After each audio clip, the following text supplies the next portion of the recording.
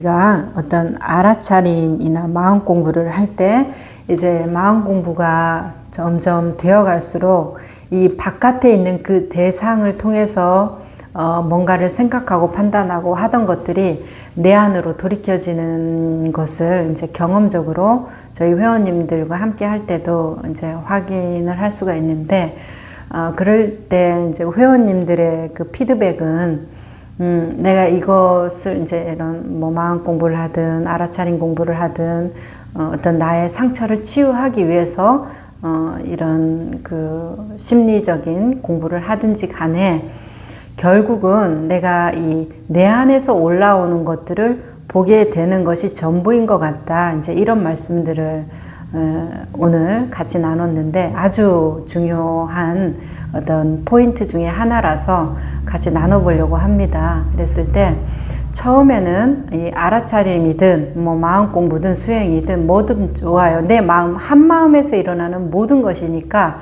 그것을 어떤 이름으로 붙여도 상관이 없겠어요. 그랬을 때 그것을 이렇게 하는 것이 깨달음이구나, 이렇게 하는 것이 알아차림이구나, 이런 것이 내려놓음이구나. 그렇게 처음에는 바깥 대상을 통해서 우리가 그걸 확인해요. 평생 동안 우리가 하는 일은 무엇이었나요? 생각하는 거. 어떤 생각? 대상 생각. 그 대상이 나라는 것도 대상화되어 있기 때문에 나를 포함해서 모든 것이 대상화된 그 생각. 평생 하는 것이 그것이었기 때문에 내가 뭐 마음을 돌이키겠다 해서 한순간에는 안 되죠.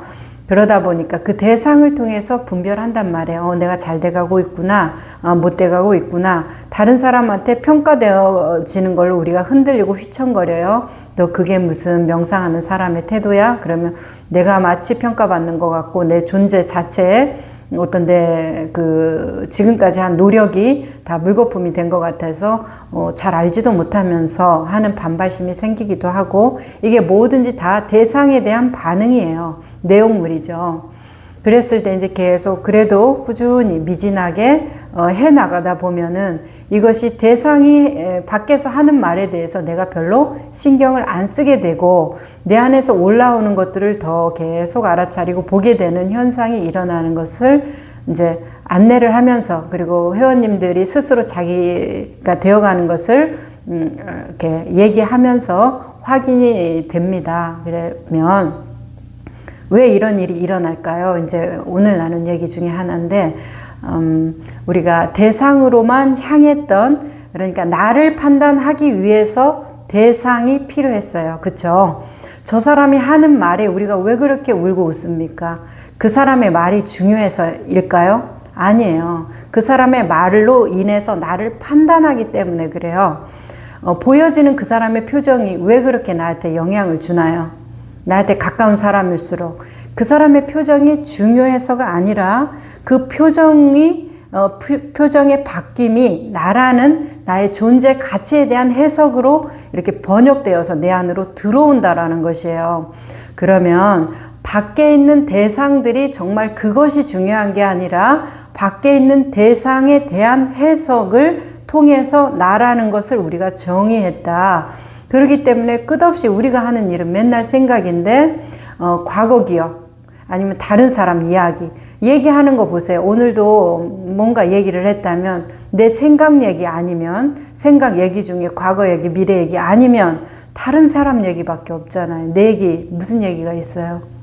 내 진실, 지금 여기에서 일어나는 나의 진실된 얘기 무슨 얘기가 있나요? 다 남 얘기 아니면 내 생각 얘기, 생각도 과거, 미래 얘기 이 정도일 거예요. 그걸 평생 했단 말이에요. 왜? 대상에 끌려다니고 그 대상에 대한 해석이 내가 되기 때문에 대상이 매우 중요했다라는 거예요. 그래서 나를 기쁘게 하는 대상이 중요했고 나를 화나게 하는 대상도 중요해요. 왜요? 그렇게 하면 안 되니까. 그러면 나는 그런 사람이 되면 안 되기 때문에 그거에 대해서 내가 감정을 화났다 기쁘다 올린단 말이에요. 나는 기쁜 것을 좋아하고 화나는 것을 싫어한다고 감정적으로 인식하지만 내 안에서의 나라는 그 애고성은 다 중요합니다. 나를 화나게 하는 것도 나라는 인식을 하게 만들고 나를 기쁘게 하는 것도 나라는 인식을 하게 만들어요. 가장 큰 인식 고통이잖아요. 괴로움. 그것은 막 벗어나고자 하는 그 노력의 어떤 반발심이 아주 크기 때문에 그런 것들도 아주 중요한 것이에요. 애구한테는, 이 생각에는, 나라는 동일시된 것에는.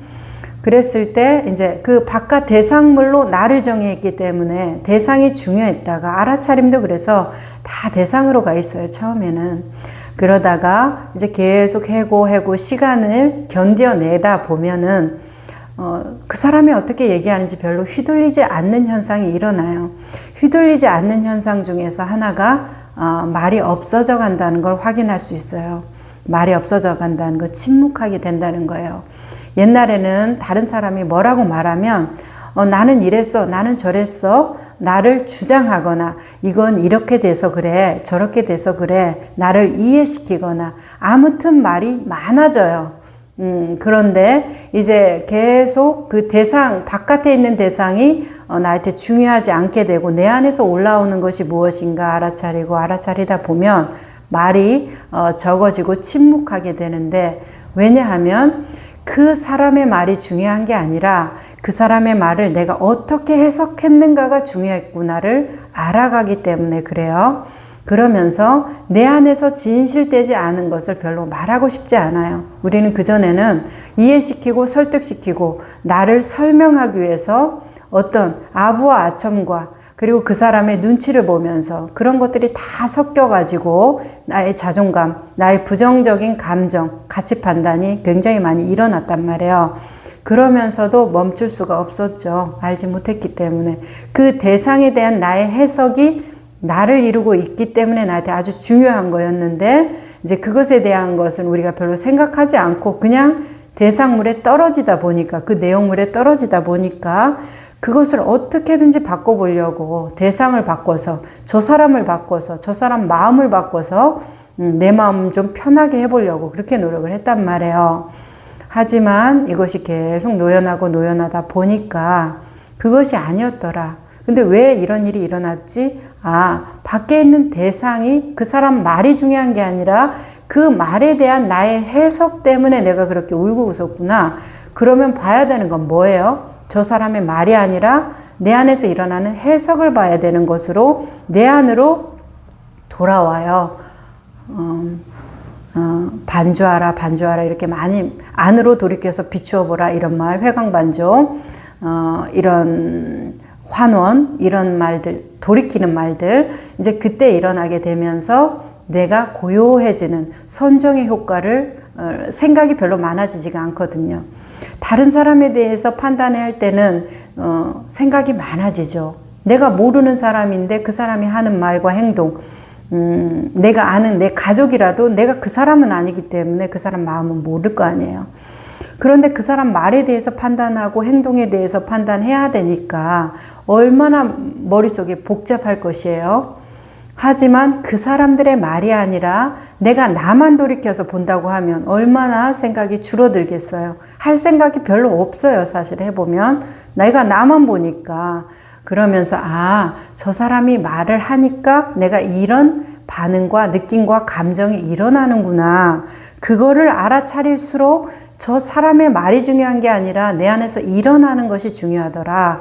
그러면 내가 더 고요해지고, 그러면 더 잘 알아차려지고, 그러면 더 잘 내려놓게 되고, 그러면 나의 무지, 탐진치 삼독이라고 말하는 탐내고 분노하고 무지한 밟지 못해서 어리석은 판단을 하게 하는 그런 것들로부터 우리가 아주 깨어있게 될 수가 있어요. 깨어있는 눈으로 그것을 면밀하게 주의 깊게 본다고 하면은 어떨 것 같아요?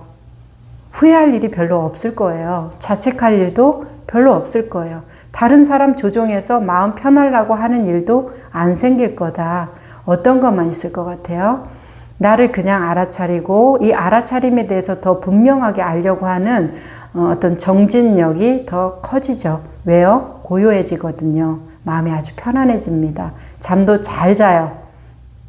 그러니까 정리해 보겠습니다. 내가 알아차림을 하고 있다, 마음 공부를 하고 있다, 수행을 하고 있다, 명상을 하고 있다, 다 비슷한 언어들, 그런 것들을 하고 있을 때, 마음 챙김까지 그런 것들을 하고 있을 때 처음에는 어쩔 수 없이 대상에 가 있어요. 그러니까 그런 것들에 자꾸 끄달려요. 내가 잘했네, 못했네. 끊임없이 가치 판단을 일으키고 있어요. 평가하고 있고.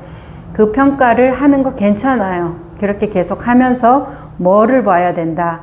내 안에 일어나는 것을 계속 알아차리고 대상물이 속삭이는 것에 끄달려 다니지 말고 내 안에서 일어나는 것을 계속 알아차리다 보면은 저 대상이 중요한 게 아니라 대상이 그런 말을 해서 그런 눈빛을 해서 그런 게 아니라 그것에 대해서 내 안에서 일어나는 해석이 불안이다, 잘못됐다, 나쁘다, 나를 비난한다, 나를 행복하게 한다 라는 것들 때문에 내가 휘둘리고 있었구나. 결국은 뭐예요? 일체 유심조의 세계. 내 마음이 비추는 거에 따라서 내가 울고 웃었구나 라는 것이에요. 그것을 계속 돌이키는 것이 아주 중요합니다. 그러니까 계속 하고 있는 것을 하고 있는데 관점만 정견이라고 하죠. 바르게 보자. 팔정도에서 첫 번째 나오는 게 정견입니다. 바르게 보자는 얘기죠. 보기는 봐요. 그런데 바르게 봐야 우리가 도착하고자 하는 곳에 갈 수 있다 이 말이죠. 듣긴 듣는데 바르게 들어야 그것이 어떤 것이구나 라는 것을 알 수 있듯이 말이에요. 그런 식으로 내 안에서 일어나는 것으로 돌이켜서 보고 그러다 보면은 아니야, 나는 내가 해석이 아니라 정말 저 사람이 잘못해서 그런 거지 나는 하나도 잘못이 없어 이렇게 생각했던 것이 점차 분명히 바뀌어 갑니다.